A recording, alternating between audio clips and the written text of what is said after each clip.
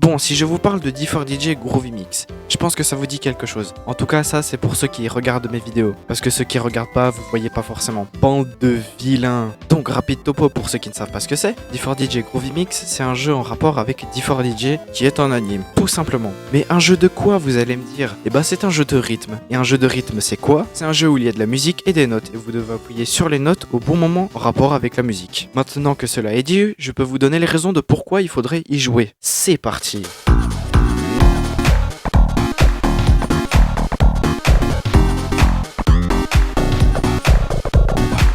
La première raison, c'est tout simplement parce que le gameplay est varié. Ce que je veux dire par varié, c'est que la difficulté n'est pas toujours la même. Ça, c'est un peu un jeu de rythme, donc normal.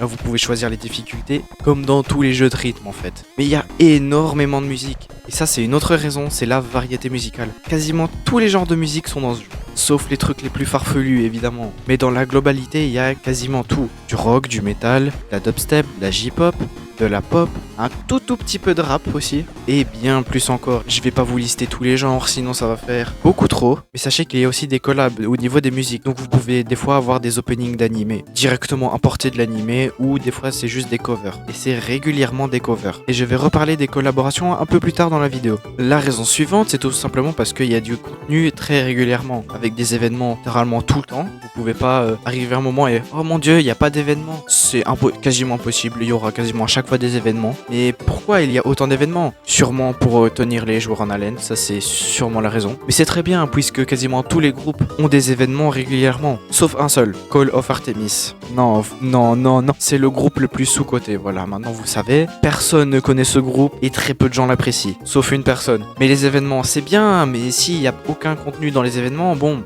chiant. Alors qu'est-ce qu'il y a dans ces événements? Eh bah déjà il y a un classement. Vous pouvez gagner des points en finissant des musiques. Et d'ailleurs je risque de vous faire une vidéo pour vous dire comment pour atteindre un classement haut très facilement. Parce que voilà, je vais pas mentir, j'ai atteint le top 50 d'un événement. Je suis en mesure de vous expliquer comme on dirait. Enfin bref, dans ces événements vous pouvez obtenir extrêmement beaucoup, ça ne veut rien dire, d'objets, dont de l'argent. De l'argent dans le jeu, hein, pas de l'argent réel. Parce que bon, voilà quoi. Vous allez me dire, oh mais on doit gagner pas beaucoup. Parce que bon, s'il y a tout le temps des événements, ça veut dire qu'il y a tout le temps de l'argent dans le jeu, mais du coup il n'y aura pas beaucoup d'argent pour que ça soit équilibré. Ne vous inquiétez pas, il y a beaucoup d'argent dans le jeu. Vous pouvez gagner beaucoup. Déjà rien qu'en jouant, vous pouvez en obtenir 300 facilement. Ensuite avec l'argent de l'événement que vous avez obtenu, vous pouvez encore obtenir 300. Oui, encore 300. Et enfin bref, vous pouvez en obtenir beaucoup. Donc si vous jouez un peu, vous pouvez environ obtenir 900 diamants. Oui, l'argent dans ce jeu c'est des diamants. Et il vous faut 3000 diamants pour faire 10 tirages. Et les tirages c'est quoi? Et bah c'est pour obtenir de nouveaux personnages. Parce que oui, c'est un jeu gacha. Mais attention, c'est peut-être un jeu gacha, mais pas comme on le pense. Où on se dit ouais, faut mettre plein d'argent et tout. Là non, pas forcément. Personnellement, je suis un joueur totalement free-to-play et je peux facilement faire des tirages. Et c'est la prochaine raison. L'obtention des récompenses est facile, donc c'est bien de jouer. C'est gratifiant, tu joues et t'as souvent des récompenses. Déjà, comme j'ai dit avant, avec les événements qui sont réguliers et donc les diamants que vous pouvez obtenir assez facilement. Mais aussi parce que vous pouvez obtenir des diamants en finissant des musiques. Vous pouvez obtenir des diamants quasiment tout le temps en fait. Vous pouvez notamment obtenir 50 diamants juste en faisant 2 musiques chaque jour. Voilà, c'est 2 musiques égale 50 diamants. Voilà, c'est très cool. Mais il y a aussi les défis hebdomadaires, donc vous pouvez obtenir beaucoup de diamants là aussi. Mais il y a aussi beaucoup de campagnes de connexion où vous avez juste à vous connecter chaque jour pour obtenir des récompenses. Et ces campagnes peuvent apparaître un peu aléatoirement, soit par des événements majeurs, par des campagnes de republication sur Twitter par exemple, ou encore d'autres campagnes parce qu'ils sont gentils et voilà, et tenez, des diamants. Mais avec les événements, vous n'avez pas que de l'argent et tout. Vous avez bien évidemment d'autres récompenses pour personnaliser votre club, pour améliorer vos personnages, etc. Mais il y a quelque chose de très important pour les personnes qui aiment lire et qui aiment le lore en général. Car il y a toujours une histoire à chaque événement. Sauf récemment où il y a eu des événements sans histoire. C'était la première fois que ça arrivait, dû au problème d'argent qui se passe en ce moment du côté du studio qui gère le jeu. Oui, c'est chiant. Oui, je pleure quand il y a des problèmes d'argent de ce côté parce que j'ai peur pour D4DJ, vous voyez. J'ai pas envie que le jeu se finisse, donc je me chie dessus. Bref, vous avez toujours une mini-histoire avec les événements.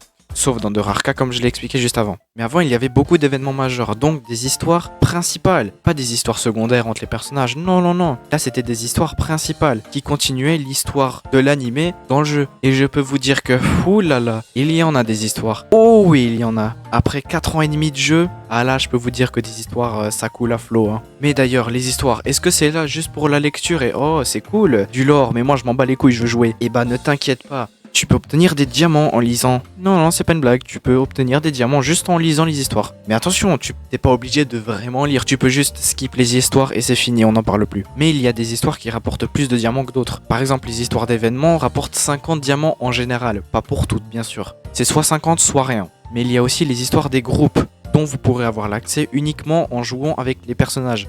Donc si vous les avez équipés dans votre équipe, vous gagnerez de l'XP entre guillemets. Et cet XP est rapporté au groupe auquel le personnage appartient.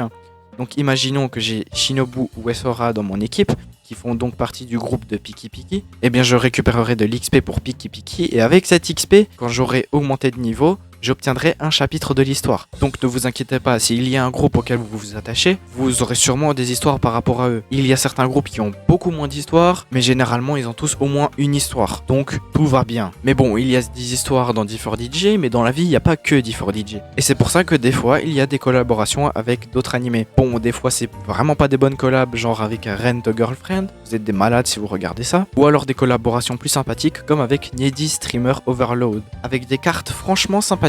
Mais bon, ça évidemment c'est une raison à double tranchant parce qu'il y a certaines personnes qui n'aiment pas du tout les collaborations dans des jeux et d'autres qui les apprécient. Donc ça c'est selon vous que ça dépend en fait. Donc si vous appréciez c'est bien, mais si vous détestez c'est chiant pour vous. Mais ne vous inquiétez pas, la plupart du temps c'est sur les serveurs japonais que les collaborations se font. Et c'est un peu rare quand il y en a sur la version basique du jeu, donc la version globale. Donc oui, des fois j'ai beaucoup le seum quand il y a des collaborations qui n'arrivent pas sur les serveurs globaux. Mais bon, de toute façon on a accès aux deux serveurs peu importe où vous habitez. C'est juste que mon compte principal est sur les serveurs globaux, donc chiant. Mais il y a un point que j'aime beaucoup, et ça dépend vraiment encore une fois des personnes, et ça je fais partie des gens qui apprécient ça, c'est parce que D4DJ Groovy Mix a une toute petite communauté. C'est pas une communauté avec des millions et des millions de personnes. Je dirais que c'est au moins 10 000 personnes, mais ça dépasse pas les 50 000 personnes de la communauté. Vraiment, c'est plutôt une petite communauté, et moi j'aime beaucoup. Je préfère les petites communautés que les grosses. Voilà, je ne sais pas pourquoi, je suis comme ça. Donc si vous préférez les plus grosses communautés, bah c'est dommage, parce que c'est une petite communauté, voilà. Mais bon, évidemment, s'ils refont une 3e saison de la série, il y aura beaucoup de gens qui vont revenir, voilà.